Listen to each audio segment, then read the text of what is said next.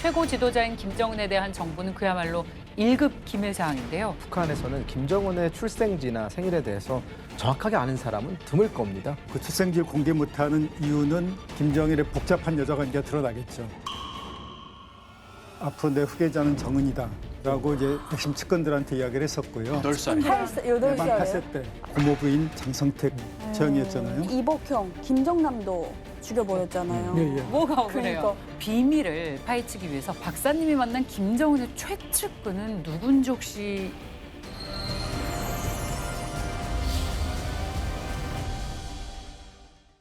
북한의 실상을 마주봅니다. 페이스북.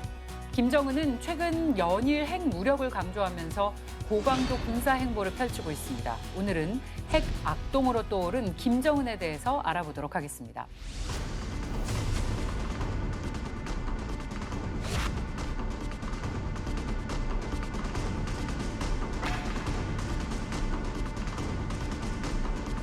삼 년간 스위스에서 유학을 했던 김정은은 김정일의 세 번째 부인 고영희의 아들로 알려져 있으며 베데른맛 형 김정남과 형 김정철이 권력에서 멀어지면서 후계자로 떠올랐습니다.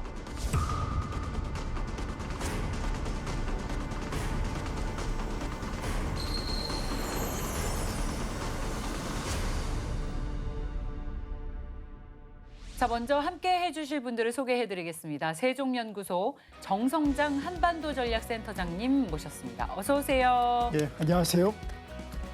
세종연구소에서 한반도 전략센터장을 맡고 있는 정성장입니다. 저는 북한의 국내 정치, 권력 승계라든가 노동당, 권력구조, 파워 엘리트 등을 연구를 하고 있고 또 남북 관계나 북핵 문제 등을 주로 연구를 하고 있습니다. 자, 그리고 대표 북한 이탈 주민 엘리트시죠. 남인희, 김금혁 씨 모셨습니다. 어서 오세요. 안녕하세요. 안녕하세요. 자, 그러면 우리가 모르는 김정은에 대해서 이야기를 할 거니까 일단 지금까지 김정은에 대해서 어떤 걸 알고 있는지 점검해보고 시작할까요? 김정은에 대해서요? 네, 어떤 이미지예요? 로켓맨 이미지 좀 강한데요. 트럼프 일기 때 로켓맨이라고 계속 불렀었잖아요. 한때는 그만큼 이 로켓에 대한 사랑이 각별한가 봐요.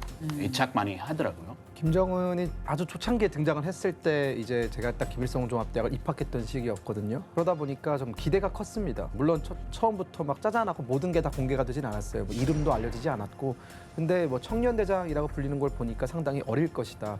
그리고 제가 유학을 나가서 찾아보니까 김정은도 유학생이다라는 것을 이제 확인을 하면서 나름의 기대가 있었죠. 김정은도 유학을 했으면 좀 해외 문물을 경험을 하고 돌아가서 북한 체제가 좀 긍정적으로 변화되지 않을까, 그런 기대를 아주 잠깐 했었습니다. 그래도 처음에는 긍정적이었군요. 그렇습니다. 민희 씨는 어땠어요? 사실 외모 평가를 하면 안 되는데 사실 저렇게까지 몸이 커지라고는 기대를 처음에 못했던. 나왔을 때는 그래도 괜찮았어요. 네. 볼만했어요. 진짜로, 네. 진짜로. 슬림했어요. 네. 되게 좀 그때만 해도 어리고 좀 그런 모습이어가지고 제대로 할 수 있을까라는 그런 생각도 있었는데 어찌 보면은 진짜 선대보다 더 무섭다면 무섭게 굉장히 통치를 하고 억제지 않았나라는 생각이 듭니다. 김정은에 대한 평가도요, 실제로 학계에서도 점차 달라지고 있는데 처음에는 공포 정치를 한다고 했다가 그다음에는 애민 정치를 한다고 하면서 주민들 앞에서 눈물도 흘리고 네. 어떤 그동안 전혀 하지 않았던 멘트를 직접 하고 솔직한 모습도 보여주면서 통치 스타일이 바뀌는 게 아닌가라는 얘기까지 나올 정도로 상당히 많은 모습을 보여주고 있습니다. 그런 김정은의 모습들인데요. 자, 김정은의 비밀을 파헤치기 위해서 박사님이 만난 김정은의 최측근은 누군지 혹시 얘기해 주실 수 있나요? 외부 세계에 있는 사람들 중에 김정은을 가장 잘 아는 사람이 있다면은 김정은의 이모하고 이모부입니다. 왜냐하면은 김정은이 태어났을 때부터 이제 김정은의 집 바로 앞에 살면서 수시로 왔다 갔다 하면서 지켜봤고 또 김정은이 스위스 유학생을 할 때 김정은의 이모인 고용식이 데리고 있었거든요. 그때 김정철도 데리고 있었고 김여정도 데리고 있었고 그러니까 98년까지 김정은을 가장 자주 만나고 가장 잘하는 사람이죠. 그리고 그 다음으로 이야기할 수 있는 사람이 아마 후지모토 겐지. 후지모토 겐지는 김정은에 대한 책도 썼고 그래서 김정은 후계자가 될 거라고 일찍 예견했는데 네. 일본분. 외부 사계에 나와 있었던 사람들 중에 김정은을 가장 잘하는 분들이라고 할 수 있습니다. 예. 근데 다행히도 제가 그런 분들 만날 수 있었던 게 우와. 학문적으로 상당히 큰 행운이었던 것 같습니다. 북한에서 제일 무서운 게 진실이라고 말할 정도로 북한은 정보를 엄격하게 통제하고 있습니다. 최고 지도자인 김정은에 대한 정보는 그야말로 1급 기밀 사항인데요. 김정은의 비밀을 공개하기 전에 여기 계신 분들이 북한의 비밀을 들을 자격이 있는지 테스트를 해보겠습니다. 자, 첫 번째 415, 두 번째 216, 세 번째 물음표. 이 세 가지의 연관성. 첫 번째와 두 번째 숫자가 의미하는 것이 무엇인지. 근데 사실 이 정도는 이제 크리스도 네. 알아야 돼요. 아, 그냥 우리가 지금 그 몇 년 동안 하고 있는. 아니, 여기 페이스북 출연 뭐 3년 차인가요? 네, 그렇죠. 짐작이 갑니다. 오. 뻔히 딱 봐도 누구 생일, 김부자의 생일이겠죠. 오. 첫 번째 그 맨 위 할아버지 김일성, 김정일 네. 맞아요? 맞아요. 자신감 있게 하죠. 자신감 있게. 다 받았어요. 뭐 확인차. 네. 그 다음 분 김정은. 아닌가요? 오, 자격이 충분하신 것 같아요. 네. 맞습니다. 사실 첫 번째 숫자는 4월 15일 김일성의 생일이죠. 북한에서는 태양절이라고 부르고요. 2월 16일은 광명성절이라고 불렀습니다. 지금은 좀 안 불리는 것 같아요. 근데 과거에는 그렇게 불렸고 김정일의 생일입니다. 김일성이 태어난 연도가 1912년이고 김정일이 태어난 연도가 북한에서 공식적으로 밝히는 건 42년으로 밝힙니다. 그러니까 북한은 이자 돌림을 굉장히 좋아해요. 12년, 42년. 그래서 김정은의 생일도 82년이 아닐까라고 추측을 하는 사람들이 많이 있었죠. 하지만 실제 역사에서 김정일은 42년에 태어난 것이 아니라 41년에 태어난 것이 맞다라는 것이 사실상 기정사실화 되고 있습니다. 김정은은 84년도 1월 8일생입니다. 김정은의 출생연도 관련해 가지고 그동안 여러 가지 설이 있었는데 예. 84년생이 확실합니다. 왜 그러냐면은 김정은의 이모가 아들을 낳았는데 아들을 낳은 그 해가 바로 84년이거든요. 그러니까 이모. 같은 해 태어났으니까 틀릴 수가 없는 거죠. 이모를 만나셨으니까. 예. 동갑내기. 근데 이건 왜냐하면 확실하네. 북한에서는 아직도 공개적으로 확인을 해주지 않고 있거든요. 예. 김정은의 탄생 연도와 예. 거리를. 내 애기랑 같은 해 태어났다. 예. 부모가 말씀을 기억하기로. 예. 그럼 맞겠네요. 예. 그리고 김정은의 어머니가 고용이잖아요. 고용이가 네. 둘째 아이. 그러니까 김정은을 이제 배웠을 때 아. 그때 김정일이 고용이를 좀 도와줄 누가 필요하다. 그러니까 김정차 하나만 있을 때는 뭐 특별히 누가 옆에서 챙겨줄 사람이 필요 없어도 아이가 둘이나 생기니까 고용숙을 선을 보게끔 해서 83년에 결혼시켜서 아이를 갖죠. 임신을 하죠. 그래서 84년에 고용숙도 첫 아이가 태어나는 거고. 예, 그래서 84년생이라는 게 아주 확실한 거죠. 아하. 혹시 두 분 북한에 있을 때 김정은 생일에 대해서 들어본 적 없어요? 뭐 소문으로는 많이 돌아다녔어요. 84년 1월 8일생이다라고 이제 다들 알고는 있는데 김정은 집권 후에 이제 김정은 전기라고 이제 김정은 우상화를 위해서 그런 책이 출간이 됐는데 여기에도 생일은 나오지는 않았어요. 그리고 공식적으로 북한 당국이 발표한 적은 단 한 번도 없는데 이렇게 암암리에 다 알려진 비밀임에도 불구하고 숨기는 거면 좀 의도적으로 숨기는 게 아닌가 싶어요. 저도 북한에 있을 때는 이제 제가 2010년에 나왔는데 그 전까지는 김정은의 생일에 대해서 몰랐고요. 한 번도 들어본 적 없고 그리고 유학을 하면서 이제 그때 2010년대, 2011년 이때쯤에 이제 뭐 82년이다, 83년이다, 84년이다 설왕설래가 오고 갔고 요즘에는 이제 학계에서는 84년으로 좀 고착화되고 있는 것 같아요. 근데 그 전까지는 아예 몰랐습니다. 신기하네요. 우리 통일부와 국정원 등 우리 정보기관 자료에 따르면 김정은이 1984년 1월 8일생이다. 이렇게 명시하고 있습니다. 굉장히 어린 나이입니다. 얼마나 어린 나이인가요? 저기 세계적으로. 보통 우리가 그 프랑스의 마크롱 대통령이 당선됐을 때 30대였거든요. 38, 39 이때쯤에 당선이 됐는데 김정은은 이미 10년이 넘는 시간을 통치를 했으니까 그러면 20대 중후반에 이제 사실 최고 지도자가 된 거고요. 20대. 네, 그렇기 때문에 사실 마크롱보다도 더 어린 나이에 사실상 최고 지도자가 돼서 지금 10수년간 북한을 이끌고 있다라고 보시면 될 것 전 같습니다. 세계 최연소네요. 그렇죠. 사실은 이제 김정일이 갑자기 죽어버리는 바람에 이제 공개를 더 못하지 않았나 싶어요. 그러니까 어느 정도 김정일이랑 같이 이렇게 후계자 수업을 받으면서 제대로 물려받은 다음에 나이를 공개하면 좀 나이가 있은 다음에 공개가 될 텐데 초반에는 이제 공개하면 너무 어린 나이라는 게 드러나 버리니까 이제 좀 비밀로 한 게 아닌가 싶기도 하고 실제로 이제 북한의 2025년 달력을 보면 김정은 생일이 달력에 표시되어 있지는 않아요. 없어요. 네, 김정은이 정권을 이제 직책을 맡은 날짜만 표기가 되어 있고 사실 저게 1월 8일이 하나가 빨간색으로 추가가 되면 북한 주민들은 좋거든요. 쉬는 날이 하나 더 늘어나긴 하니까 아직은 그렇진 않습니다. 네. 그게 더 좋아하는군요.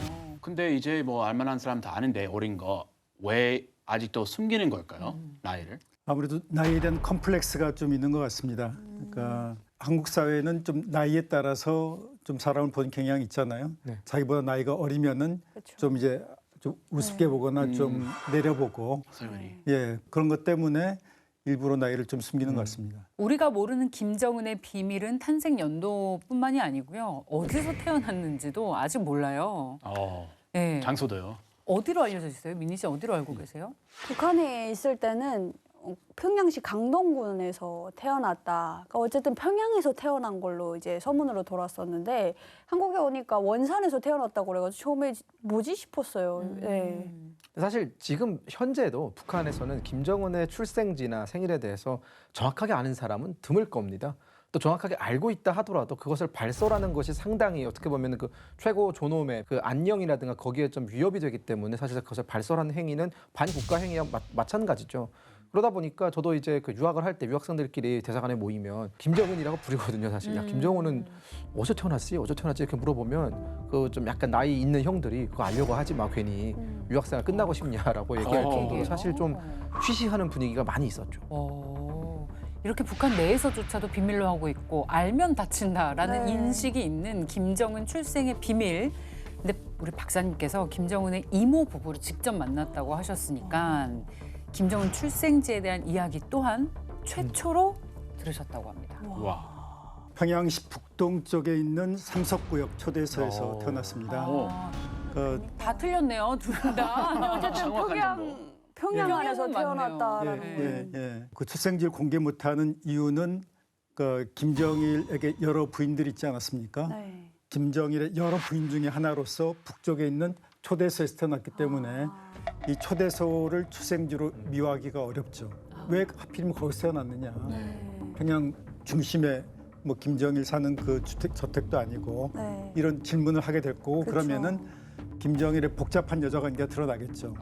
여러 예, 명. 예. 그리고 고영이가 첫 번째 부인이 아니잖아요. 네. 처음에 성혜림이라는 여성과 같이 동거하다가 이제 김영숙이라는 여성이랑 정식으로 결혼했고 그 다음에 정식으로 결혼한 여성에게서 아들이 태어나지 못했기 때문에 그 김정은이 후계자가 될 수 있었던 거죠. 이런 복잡한 것들을 좀 드러내는 게 치부를 드러내는 거기 때문에 북한에서 공개하지 않았다고 볼 수가 있고요. 그 김정남의 이모 성혜랑이 쓴 등나무집이라는 수기가 있는데 거기 보면은 철봉리 여자란 표현이 나옵니다. 이제 고용이 이름은 아마 모르고 그래서 철봉리에 사니까 초대소에 사니까 철봉리 여자라고 불렀던 것 같은데 삼석구역에 철봉리 초대소가 있어요. 그래서 김정은의 이모하고 이모부 증언에 따르면은 여기에 분만실도 있고 진료실도 있습니다. 그 봉화 진료소인가요? 네, 봉화제에서 맞습니다. 예, 거기 가서 이제 나올 필요가 없었던 거죠. 그러니까 출생지는 거기서 이제 직접 태어났다고 보면 맞습니다. 김정은의 출생지를 밝히거나 출생을 밝히면 김정은이 혼외자라는 사실이 좀 드러날 수밖에 없으니까 아무래도 좀 비밀로 이제 하는 것 같습니다. 그래서 저는 그 고영이에 대해서도 전혀 뭐 어떤 출신인지도 몰랐고 그냥 뭐 선군 어머니 그렇게 그냥 소문으로만 돌아다녀가지고 그냥 김정일 와이프인가 보다 그렇게 추측했었죠. 이게 아무래도 이 김정은의 그 출생의 비밀이 좀 복잡하고 정통성이 약간은 결여되어 있는 느낌이에요. 일단 서자고 그리고 이제 서자임에도 예를 들어서 우리가 언론에서 고용이는 김정일의 가장 많은 총애를 받았던 부인이다라고는 얘기를 하지만 고용이가 또 일본 출신 아닙니까? 제1번 동포 출신이고 무용수 출신이란 말이죠. 그러다 보니까 북한에서는 이 가문, 이 정통성 이런 걸 정말 중요하게 여기는데 최고 지도자의 어머니가 제1번 교포다라고 하면 기존에 북한이 제1번 교포들을 좀 탄압하던 시절이 있었는데 그때가 좀 오버랩되면서 이건 그럼 어떻게 설명할 거냐 이게 좀 상충하는 부분이 있어요. 그러다 보니까 한동안 그 어머니에 대해서도 공개를 좀 하지 못했던 부분이 있지 않나라는 생각이 좀 듭니다.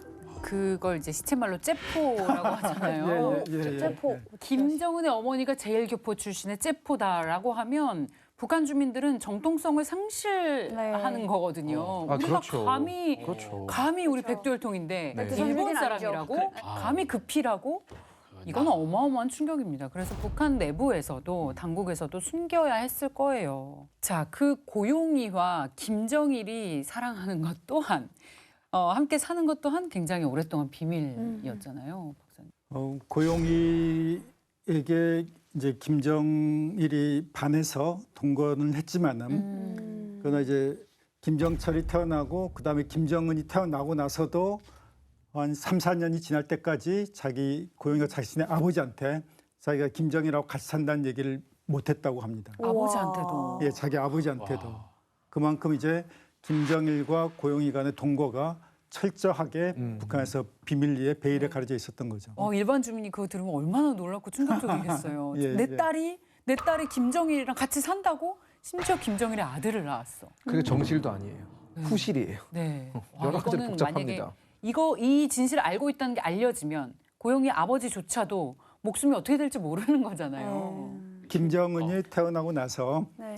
한 서너 살 됐을 때 아버지한테 이걸 알린 거는 그 시기에 어떤 김정일의 위상 변화를 이제 반영을 하는 거거든요. 무슨 얘기냐면은 네. 김정은이 84년에 태어났잖아요. 네. 그리고 이제 우리나라의 망명한 탈북자 중에 최고위급 인사가 황장엽 씨인데 황장엽 씨가 과거에 뭐라고 얘기했냐면은 74년에 김정일이 후계자로 결정돼가지고 85년까지는 김일성의 권력이 김정일의 권력을 능가하는 김일성, 김정일 정권이었습니다. 그런데 한 85년부터 김일성이 사망한 94년까지는 김정일의 권력이 김일성의 권력을 능가하는 김정일, 김일성 정권이었다.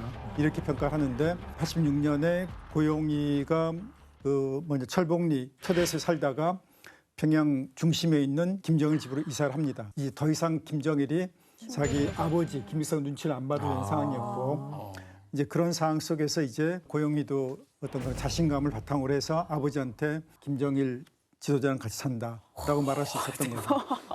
아빠 나 사실 내 애인은 김정일이야. 심장마비할 것 같은데. 충격. 와. 그 김정일의 처가 여러 명 있다는 건 알고 있는데 김정은 말고도 또 다른 아들이 있었나요? 제가 시청자 여러분들의 이해를 돕기 위해서 판례를 좀 가져왔습니다. 오, 네, 판례를 신빙성. 준비하면서 느꼈던 건 여러분 이렇게 살면 안 됩니다. 너무 복잡해요. 부인이 많아. 네, 가지가지다. 이 요약이 정말 힘들었습니다. 이른바 금역 위키. 있습니다. 자, 일단 가운데 김정일을 중심으로 여러분들 봐주시면 될 것 같고요. 네. 김정일한테는 4명의 부인이 있었다라고 전해집니다. 그래서 전해지는 것만 일단 4명. 네, 그렇습니다. 전해지는 것만 오피셜. 자, 첫 번째 부인 네. 바로 성혜림입니다. 네, 그래서 성혜림과의 김정일 사이에서는 한 명의 아들, 네, 네, 바로 그 유명한 김정남이 있습니다. 자, 두 번째 부인은 김영숙 씨였습니다. 그리고 김영숙 씨와 김정일 사이에는 아들이 없었어요. 그리고 세 번째 부인, 오늘의 주제인 고용희 씨가 세 번째 부인이 되겠고요.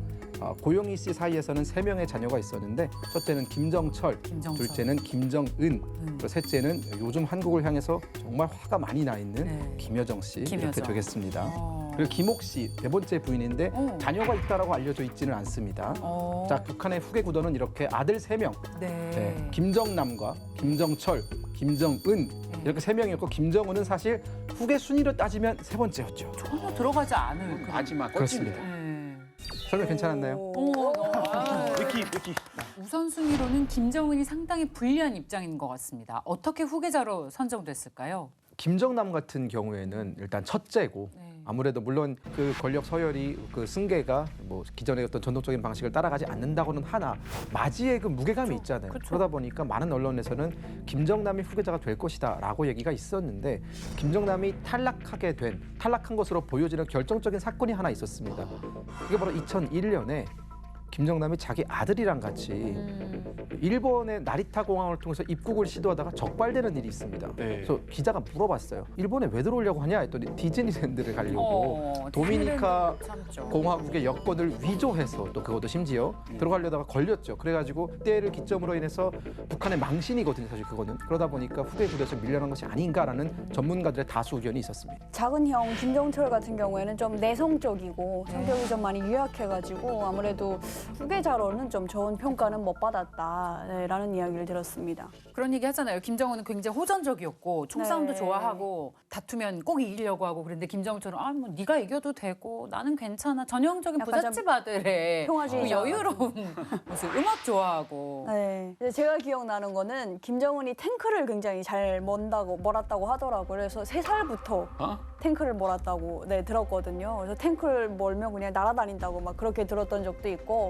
그리고 이제 스위스 유학 사실은 북한에서는 잘 몰라요. 알려진 소문으로는 김정은이 전역 그 지역에서 군사복무를 했는데 말단 병사로 신분을 위장하고 숨기고 이렇게 군사복무를 했는데 그럼에도 불구하고 그 어떤 비범함이 잘 숨겨지지가 않아서 주변의 군인들이나 분대장이나 자꾸 의심했다고 그런 소문도 들었던 적이 있습니다. 저희가 언론을 통해서 들은 얘기는 여기까지예요. 그렇다면 김정은의 이모가 후계자 과정을 다 지켜봤을 거잖아요. 뭐라고 얘기를 하던가요? 김정은이 만 8세가 되었을 때 네. 1992년 그 김정은 생일날 김정은 앞에서 발걸음이라는 노래가 공연이 됐습니다. 그리고 그때부터 김정일이 앞으로 내 후계자는 정은이다라고 이제 핵심 측근들한테 이야기를 했었고요. 8살이요. 여덟 만 살이에요? 8세 때. 아, 예. 측근들한테 실제로 공표를 했군요. 예, 예. 그 측근들은 주로 이제 김정일이 주최하는 연회에 참석하는 측근들이죠. 네. 그 측근들한테 앞으로 내 후계자는 정은이다라고 얘기를 하니까 김정은의 이모부가 김정일한테 이거 너무 이르지 않느냐. 얘가 8세밖에 안 되는데 네. 그러니까 김정일이 하는 말이 나를 닮아서 나를 닮아서라는 말을 계속 반복을 했다는 거예요. 그래서 92년이면은 김일성이 사망하기 전입니다. 네. 94년 맞네요. 사망했는데 사망하기 2년 전에 그때부터 내 후계자는 뭐 정인다라고 얘기를 했고 그리고 이제 김일성이 사망한 바로 다음에 뭐 95년이나 96년 이때쯤에는 북한에서 뭐 중앙당 비서들 서열한 10위 안에 들어가는 그런 간부들이 앞으로 김정은 후계자가 될 거다라는 걸 이미 그때 다 알고 있었다라고 얘기를 해요. 김정남이 일본에 미립국 하려다가 발각되기 훨씬 전에 아, 훨씬 이미 전에. 후계자는 내정돼 있었던 거죠. 아, 사실은. 근데 우리는 언론은 잘 모르니까 이러이러한 사건들 때문에 후계자 구도에서 밀려난 것이다라고 우리가 언론에서 해석을 했지만 그거는 명백한 오보다. 예, 예. 잘못된 해석이다. 그렇죠. 라는 말씀이시군요. 김정은의 8살 생일날 김정일의 핵심 간부들 앞에서 공연된 노래를 준비했는데요. 어떤 노래인지 들어보겠습니다.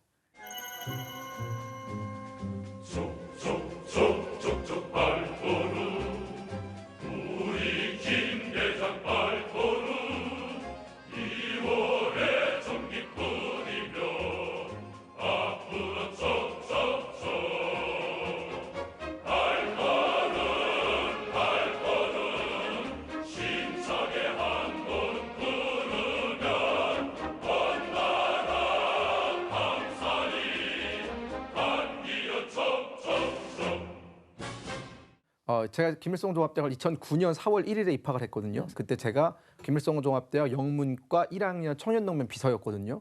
근데 첫째 날 회의를 하는데 이 노래를 알려주라는 거예요. 청년동맹 비서 회의에서. 저희 처음 듣는 노래인 거예요. 그래서 이거를 어떻게 이게 무슨 노래냐라고 물어봤더니 안 알려줘요. 안 알려준.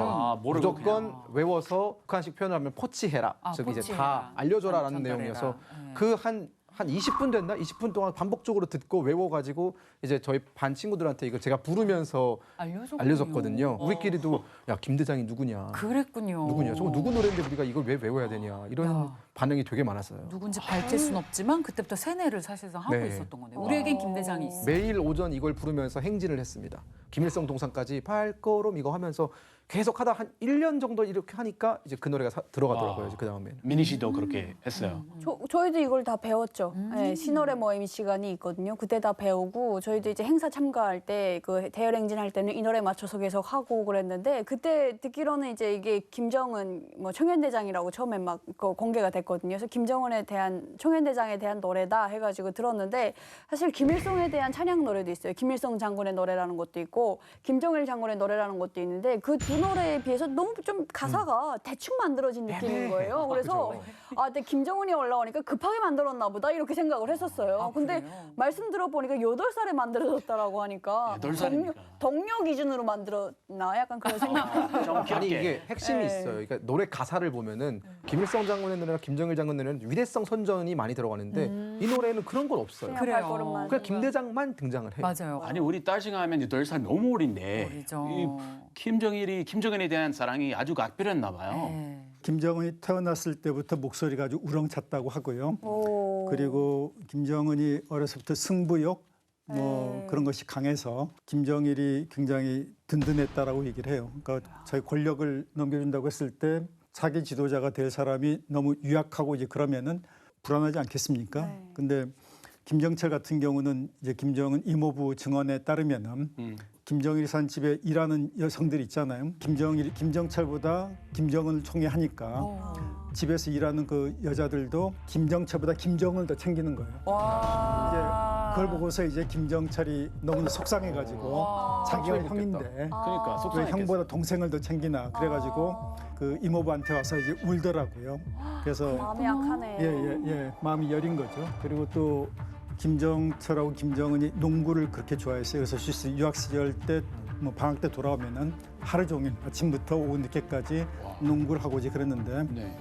김정철은 농구 경기 끝나면 그냥 수고했다라고 하고 돌아가는데 김정은은 자기 팀원들한테 왜 졌는지 이거 분석을 하고 다음에 훈련을 연습을 더 해가지고 와서 다음엔 반드시 이기게끔 와. 예, 이렇게 좀 훈련을 시키는 그런 모습을 보였다. 제일 싫어. 지도자 대상은 아니네, 민희 씨가. 좋은 게 좋은 거지. 약간 저는. 그렇군요. 와. 김정은이 어릴 때부터 특별한 옷을 입었다고 하는데 어떤 옷이에요? 김정은에게 대장복, 그러니까 대장 계급장이 달린 제복, 예, 제복을 입혔었고, 어릴 때부터 제복을. 예, 달랐네. 예. 위대한 성군조선의 어머님이라고 이제 예. 김정은 우상화죠 기록영화고 예. 김정은 초기에 간부들한테 이제 배포용 뭐 시청자료로 나오기도 했는데 저기에 보면 저런 모습이 있어가지고 귀여웠네요. 뭔가 이제 철저히 연출된 모습이다라고 생각을 했었거든요. 김정일의 총애를 듬뿍 받으면서 후계자로 내정됐습니다. 김정은이 이때부터 비밀리에 후계자 수업이 이뤄졌다고 하는데요. 후계자 수업의 실체를 북클립에서 만나보겠습니다. 2012년 1월 8일 김정은을 우상화하는 첫 영상이 공개됐습니다. 김정은 동지께서는 혁명활동의 시작도 여기 김일성 군사종합대학에서 되시었습니다. 백마탄 장면으로 시작해 다재다능한 천재로 묘사된 김정은의 기록영화. 그동안 비밀이었던 김정은의 과거가 공개됐는데 그가 김일성 군사종합대학을 졸업했다고 강조했습니다. 그런데 이 영상에선 찾아볼 수 없는 진실이 있었습니다. 바로 김정은이 스위스 유학파라는 사실입니다. 김정은은 10대 시절을 스위스에서 유학하며 보냈고 지난 2002년부터 2007년 4월까지는 김일성 군사종합대학에 다녔습니다. 김정은은 1996년부터 2001년까지 박은이라는 가명으로 비밀스런 유학 생활을 했습니다. 실제로 학교 측에서 외교관 자녀 신분으로 다닌 북한 학생이 있었다고 밝혔는데요. 김정은의 유학 생활에 대한 증언이 줄을 이었지만 북한에선 알려지지 않았습니다. 오직 김일성 군사종합대학 포병학을 졸업해서 포격수를 비롯한 현대전에 능통하다고 칭송했는데요. 실상은 어떨까요?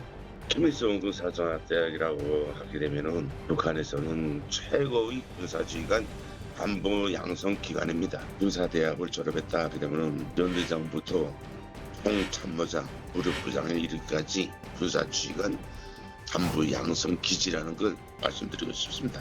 1990년대에 들어와서 김정일 그 시대 때 인민군대 성군 정치를 진행을 하면서 군대를 장악하지 않고서는 나라로 움직일 수 없는 거예요. 일본의 한 언론사에서 입수한 김정은 우상화 문건에 따르면 김정은이 자원 과목 최우등으로 졸업했다고 명시돼 있는데요.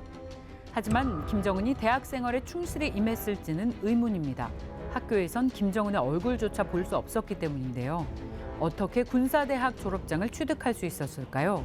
98년도 이때 당시 군사대학에서는 강제장님께서 한 달 두 번씩 중앙당 강의를 한다 이런 소문이 퍼지면서 그때 당시 그 우리 당자에 들어와서 직접적으로 물어보니까 후계자가 탄생할 거라는 거, 할아버지와 똑같이 닮은 장군이 태어날 것이라는 거, 이 나라의 군사, 이 나라의 번영과 희망을 앞이 확 열렸다는 거, 이렇게 알고 있었거든요. 당시에도 화제였다는 특설반의 존재. 알고 보니 이 수업은 특별한 인물을 위한 것이었습니다. 김정은이 아직 공개되지 않던 시기지만 북한에선 후계자가 군사대학 졸업생이라는 부분을 크게 부각했습니다.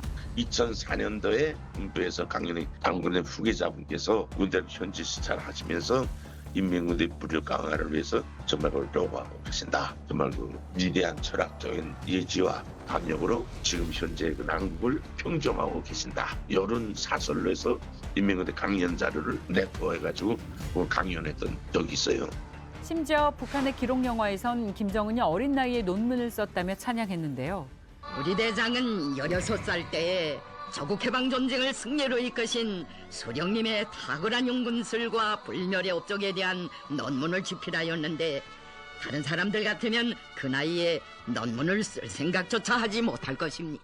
졸업 논문으로는 GPS를 활용한 포사격 정확도를 높이는 방법을 제출했다고 선전했는데 김정은이 직접 집필했을지는 베일에 쌓인 상태입니다. 3대 세습 내내 김 씨 일가의 모든 행보를 찬양해온 북한. 하지만 그들의 과거사는 세습의 정당화를 위해 날조된 거짓 인생에 그치지 않습니다. 이렇게 후계자 수업을 받던 김정은이 수면 위로 올라올 수밖에 없었던 일이 생깁니다. 바로 김정일이 갑자기 건강이 안 좋아졌어요. 건강 악화설이 퍼지기 시작한 거죠. 2008년이죠. 2008년은 사실 북한 입장에서는 그 건국절이라고 해서 1948년 9월 9일에 북한 조선민주주의 인민공화국을 건국했다라고 북한이 주장을 하고 있지 않습니까? 그러면 2008년이면은 딱 60주년 되는 날이에요. 60주년. 북한은 60주년, 50주년 이렇게 10단위로 꺾이는 해를 정말 중요하게 기념을 합니다. 그런데 이 60주년 기념 행사에 김정일이 등장을 하지 않습니다. 모든 북한 주민들이 그걸 다 봤어요. 그래서 그때 2008년에 정확히 그 분위기를 기억하는 게 이거 뭔 일 있는 거 아니냐라는 그런 분위기가 팽배했습니다. 그러니까 우리 정보당국은 2008년 8월 달에 김정일이 뇌혈관계 이상이 있다라는 걸 어느 정도 감지는 했던 것 같아요. 근데 2008년 9월 9일 그러니까 열병식 때 김정일이 모습을 드러내지 않음으로써 이제 건강 이상실이 확실하다 이렇게 이제 확인이 된 거죠. 김정일이 2008년 8월 15일인가 그때 이제 뇌혈관계 이상으로 쓰러지거든요. 쓰러지고 나서 이제 프랑스 의사가 이제 그렇죠. 북한에 이제 뭐 급하게 들어갑니다. 불러가지고. 예. 그리고 나서 김정일이 공개 활동을 시작하는 게 이제 2008년 한 11월 정도 그때부터 이제 동행을 하는데 그 프랑스 의사가 이제 북한을 방문했을 때 김정일의 침상을 김정은이 지키고 있었다고 해요. 그때부터 사실상 이제 뭐 의료진도 관리하고 그랬다고 볼 수가 있는 거죠. 저도 그때 이제 평양에서 소문으로 들었는데 김정일이 쓰러졌다가 깨어난 다음에 우리 대장 아니었습니다. 죽었다고 뭐 이렇게 얘기하고 다녔다고 하더라고요. 그 소문을 북한에 있을 때 들었어요? 네, 북한에 있을 때 들었었는데 김정은이 이제 8살 때부터 아무래도 후계자로 내정돼서 수업을 받았는데 현지 지도에 이제 공개가 된 거잖아요. 이거 어떤 의미가 있는 건지. 현지 지도는 최고 지도자가 현장을 방문해가지고 지시를 내리는 이런 걸 현지 지도라고 하거든요. 김정은에 대해서 현지 지도라는 표현을 썼다는 거는 김정은이 그때 사실상 2인자로서 그때 확실한 지위를 가지게 됐다는 걸 얘기를 해주는 겁니다. 현장 가서 따라다녔군요, 아버지를. 배우려고. 예. 지금 우리 언론에서 김주애가 김정은을 동행하면서 후계자로 수업을 받고 있다라고 얘기가 있지 않습니까? 마찬가지로 김정은도 사실 저 때는 후계자로서 인정을 받고 이제 그 아버지로부터 영도라든가 이런 것들을 배우는 시기다라고 보시면 될 것 같습니다.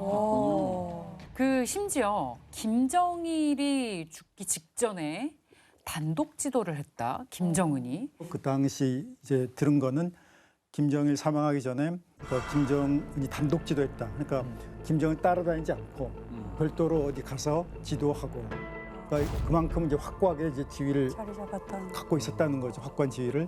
이게 단독 지도를 했다는 건 후계자로 자리매김했다라는 것에는 이견이 별로 없을 것 같아요. 그 성공적인 수순이 아니었을까 싶습니다. 그러나 권력을 장악하기까지는 상당히 멀죠, 길이. 가야 할 길이 멉니다. 자, 이 후계 구도를 구축하기 위해서 어떤 준비를 해 나가나요? 그러니까 2009년 4월경부터 본격적으로 이제 군대랑 공안기관을 장악을 합니다. 이미 2009년 초부터 군대에서 김정은을 우상화하고 지켜 세우는 그런 것들이 나오는데 거기 김정은 이름이 나옵니다.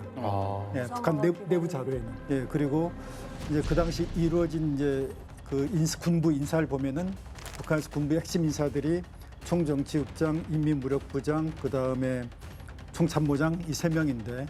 이 3명 중에 2명이 교체가 되거든요. 2009년 초에. 그때부터 이제 김정은을 보좌할 수 있는 사람으로 군 수뇌부가 바뀌기 시작을 합니다. 물갈이. 예. 그러니까 이제 첫 번째로는 이제 개인 우상화를 하고 두 번째는 이제 수장들로 오른팔 왼팔 다 이제 김정은의 수석들로 끌어놨다는 거잖아요. 어떤 인물들이에요? 예. 총정치국, 총참모부, 인민무력부 그중에 가장 힘이 센 게 총정치국이었습니다. 왜 총정치국이 힘이 세냐면은 거기서 모든 군 간부들에 대해서 조직생활 이제 그 관리하고 인사권까지 갖고 있기 때문에 당시 총정치국장이 조명록이라고 뭐 병원에 입원해 있어가지고 뭐 오늘 내일 하는 그런 상황이었기 때문에 실제적으로 군부 1인자는 이제 김정각 총정치국 제1부국장이었습니다. 그리고 총정치국 제1부국장 밑에 그러니까 형식상으로 3인자가 김원홍인데 조직부국장을 맡고 있었거든요. 네. 그러니까 2009년 2월하고 4월 사이에 중요한 군부 인사가 다 그때 결정이 됩니다. 그리고 2009년 4월부터는 국가안전보위부 공안기관 장악한 걸로 이제 그 당시 이제 많은 이제 확인이 되는데 북한의 모든 간부들의 일거수일투족을 감시하는 게 국가안전보위부거든요. 그러니까 장성택의 활동도 그렇고 장성택 측근들의 활동도 그때부터는 김정은한테 다 보고가 되니까 그러니까 누구도 이제 그 김정은에 대해서 부정적인 얘기를 할 수 없게 되는 거죠. 이 군부부터 장악하는 게 김정은이 군대에 대한 관심이 많아서 그랬을까요? 아니면 김정일 때부터 물려받은 그냥 방식, 이 정권 교체할 때 방식이에요? 김일성의 아들인 김정일은 영화에 관심이 많았죠. 영화에 관심이 많아서 그쪽 분야에서의 어떤 능력을 인정받아서 선전선동 분야에서 능력을 인정받아서 후계자가 되었다고 하면은 김정은은 스위스 유학생을 마치고 김일성 군사종합대학을 나오거든요. 그래서 군사 지도자로 키워집니다. 그리고 졸업 작품도 남한에 대한 어떤 군사작전 지도와 관련된 그런 거였고, 그러니까 김정은은 군사 지도자로 키워졌고 나중에 후계자로서 이 군부부터 먼저 장악을 하는데 원래 사회주의 국가라든가 후진 국가에서는 군대를 장악한 사람이 권력을 장악하잖아요. 그리고 쿠데타 같은. 마오쩌둥은 권력은 총구에서 나온다고 얘기를 했고, 네. 그러니까 이 총구인 군대하고 공안기관을 먼저 장악을 했으니까 그 누구도 이제 김정은한테 도전할 수 없었던 거죠. 그러니까 김정일 같은 경우에는 권력을 이제 1974년부터 승계하기 시작해서 꽤 장기간의 기간 동안 평화적인 방법으로 권력을 좀 이양받았거든요. 근데 김정은 같은 경우에는 좀 다르지 않습니까? 갑작스럽게 권력을 물려받아야 되는 시기였고, 또 김정일이 그동안 북한을 이끌어왔던 방식이 선군 정치였습니다. 즉, 이 김정일 시대의 군부의 권력이 비대해졌거든요. 그러다 보니까 후계 작업을 진행을 할 때 군부부터 군권을 먼저 가져와야 저 비대해진 군부를 안정적으로 컨트롤할 수 있고 그 다음 당, 그 다음 권력기관으로 이렇게 내려가는 수순으로 가지 않았을까라고 저는 좀 추측을 하고 있습니다. 2010년 9월 28일 북한 노동당 대표자 회의는 김정은의 권력 세습을 공식화했습니다. 2011년 김정일이 사망한 이후에는 2012년에 원수로 추대했습니다. 취임 이후에 간부들을 두려움에 떨게 만드는 공포 정치를 떨치고 있다는 소문이 파다해집니다. 어린 나이에 경력직 간부들을 제압하기 위해서 일부러 또 막 오버하면서 무섭게 하지 않았을까요? 저 약간 장성택 처형 사건이 아무래도 대표적일 텐데, 장성택은 그때까지 북한의 돈줄을 다 쥐고 있고 이제 북한 주민들도 알 정도로 굉장한 실세 이미지였는데 숙청 딱 해버리니까 굉장히 충격이었어요, 당시에는. 김정은의 숙청 중에 가장 충격적이었던 게 바로 김정은의 고모부인 장성택 처형이었잖아요. 콧모부를. 이 장성택만 하더라도 2000년대 초에 사실상 김정일 다음 가는 그쵸. 그런 이제 위상을 갖고 있었습니다. 그래서 네. 2000년대 중반에 뭐 이제 혁명화를 경험을 합니다. 이제 장성택이 그 자기 측근들 데리고 소위 말하는 종파행위를 했다라는 것이 드러나면서 그 다음부터는 장성택의 위세가 급격히 하락하고 측근들 중에서 뭐 군과 관련된 사람들이 다 잘립니다. 2013년에 처형될 때 그 죄명하고 그다음에 2003년, 4년 그때 당시 혁명화됐을 때 죄명하고 비교해 보면은 거의 똑같은데 한 가지만 차이가 납니다. 그 한 가지가 뭐냐면은 여러 여성들과의 부적절한 관계. 그러니까 2003, 4년에는 그게 없었거든요. 그게 없었기 때문에 김경희가 봐줄 수 있었던 거죠. 그렇지만은 많은 여자들이랑 뭐 부적절한 관계를 통해서 태어난 아들들이 뭐 10명이 넘는다. 이런 이제 복수의 증언들이 있거든요. 근데 사실 장성택 하면은 북한 내부에서 특히나 이게 뭐 중국과의 어떤 무역에 참여하는 그 외화벌이 일꾼 장성택은 신 같은 존재였어요. 예. 그리고 이제 말씀하신 것처럼 2004년에 장성택이 이제 좌천을 받아가지고 강선제강서로 쫓겨갔다가 다시 복귀하거든요. 복귀하는 모습을 보면 사람들이 야 장성택은 안 죽는다라고 생각을 하는 거예요. 불사조다. 대부분의 경우 그렇게 쫓겨나면 못 돌아옵니다. 장성택은 돌아와가지고 다시 과거의 영광을 되찾는 거예요. 그러다 보니까 사람들이 장성택한테 다 줄을 섰어요. 근데 여기다 김정일이 갑자기 죽어버리죠. 그리고 이제 김정은이 딱 등장을 해서 보니까 20대 후반에 굉장히 앳된 청년입니다. 아주 오래전부터 김정은을 봐보지 않았던 그 중간 계급의 엘리트들은 김정은을 봤을 때 에이 제가 잘 하겠어? 어린 저 친구보다는 그 경력이 있고 또 이 장성택이 훨씬 낫지 않겠냐라고 하면서 내심 자연스럽게 그쪽으로 줄을 서게 되는 거죠. 근데 이 모습을 김정은이 지켜보면서 이것들 봐라. 나한테 줄을 안 서고 장성택한테 줄을 서네. 이거는 싹을 잘라야지라고 생각을 했을 가능성이 상당히 큽니다. 질투 났겠네요. 당연히 질투 나죠. 그 당시에 장성택 측근들이 먼저 처형되고 그 다음에 장성택이 처형되거든요. 장수길이 근데 왜 측근들 2명이 그 당시에 먼저 처형이 되냐면은 그 측근들을 운영하는 이제 기업소가 있는데 그 기업소에 김정은의 지시가 내려갑니다. 네. 지시가 내려가면 당연히 김정은 지시면 무조건 따라야 되는 거 아니에요? 근데 장성택 동지한테 물어보고 나서 뭐 하겠다. 집행하겠다 이렇게 얘기를 하고 그러니까 이게 보고가 되면서 그 2명이 측근 2명이 먼저 처형이 되고요. 그 다음에 장성택이 처형되거든요. 그 김정은의 공포 정치가 이런 걸 계기로 극에 달하는 사건이 발생을 합니다.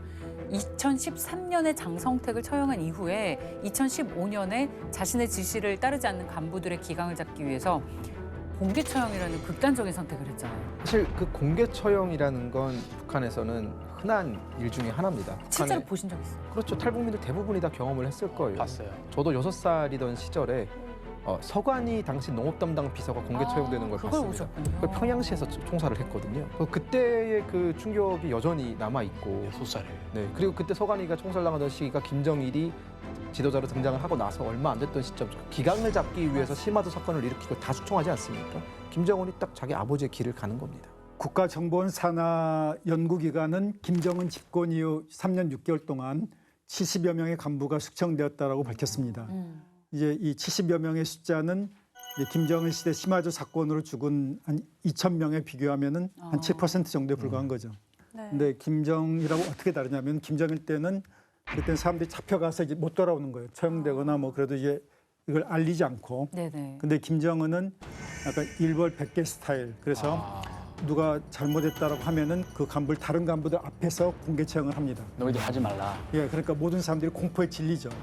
김정일 때는 그걸 보질 못했으니까 불안해하긴 하지만은 큰 충격을 받지 않는데. 예, 시각적으로 보는 것도 예, 예. 완전히 다른 김정은 얘기죠. 때는 그래서 정의 규모는 훨씬 더 김정일 때보다 줄어들었는데, 근데 사람들에게 준 충격은 훨씬 더 잔인한 방식으로 네. 예, 죽였기 때문에 네. 충격은 훨씬 더 컸다고 봐야죠. 게다가 그 김정은의 이복형 김정남도 죽여버렸잖아요. 예, 예. 그것도 엄청 충격이었는데. 예, 예.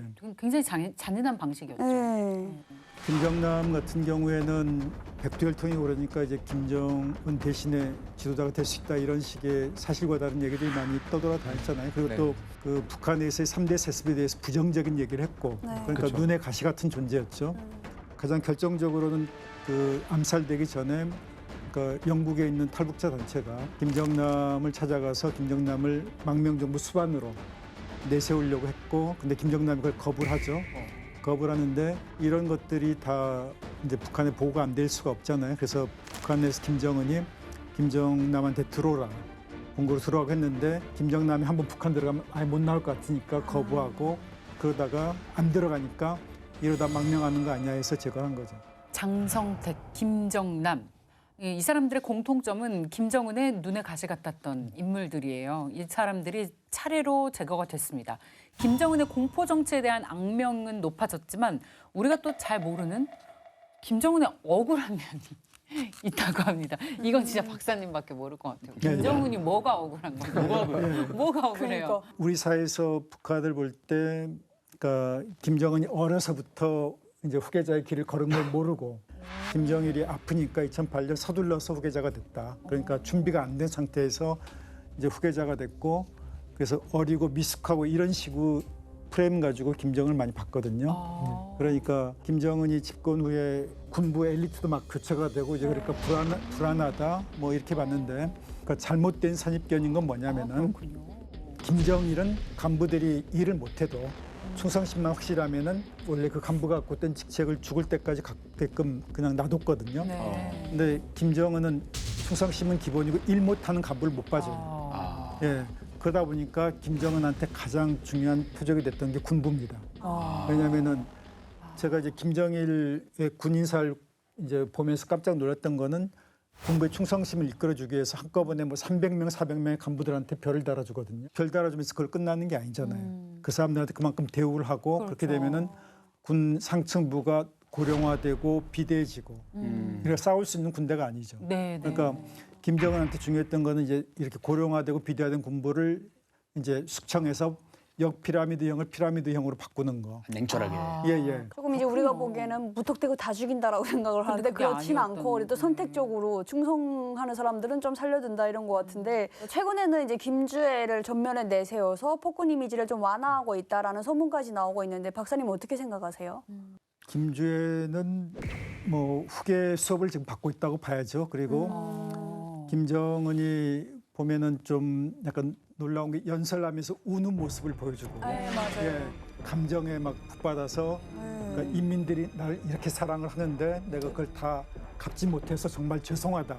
죄송하다는 얘기까지도 하거든요. 봤어요. 이제 좀 감성적인 정치를 하고 있고 네. 그래서 이제 북한 주민들한테는 인민을 사랑하는 이제 지도자 이런 이미지를 굉장히 많이 강조하고 있죠. 근데 그게 처음에는 저 젊은 지도자가 뭘 하겠는가. 그러니까 공포 정치에 크게 의존했다면은 나중에 좀 자신감이 생기면서 좀 이제 애민 지도자 모습을 좀 보여주는 그런 이제 스타일의 변화가 좀 있다고 볼 수가 있습니다. 사실 그 폭군 이미지라는 건 사실 우리가 생각했을 때 폭군 이미지고 하지만 김정은 입장에서는 그건 말이 되는 짓이었어요. 그러니까 본인의 통치 권력을 강화하기 위해서 할 수 있는 본인의 어떤 정치 행위였다고 생각을 할 것이고 그래서 우리가 외부에서 김정은이 폭군 이미지를 완화하기 위해서 김주애를 내세웠다라는 것은 철저히 우리 시각이고요. 김정은의 시각에서 본다면 김주애를 후계자 수업을 시킬 만큼의 필요성이 있고 있기 그만큼 때문에. 김주애가 후계자로서 각인이 되고 있기 때문에 저는 그 절차에 따라서 김정은이 박사님 말씀하신 것처럼 8살 때부터 그런 후계자 수업을 받았듯이 김주애도 어린 나이부터 받고 있는 것이다라고 보는 것이 훨씬 더 이치에 맞지 않나라는 생각을 합니다. 그렇군요. 그러니까 철저히 실무형이다. 그러니까 실용주의적으로 움직이고 있다. 어떤 우리가 프레임을 씌운 것이지 김정은은 그런 생각이 애초에 없었다. 김정은이 어린 나이에 최고 지도자의 자리에 오르면서 권력을 안정적으로 유지할 수 있었던 건 자신의 비밀은 철저히 숨기면서 신격화했고 외부의 정보를 주민들에게는 비밀로 붙였기 때문입니다. 북한의 가려진 실상을 정확하게 마주보는 게 중요할 것 같습니다. 페이스북은 여기까지고요. 다음 주 새로운 이야기로 돌아오겠습니다. 고맙습니다.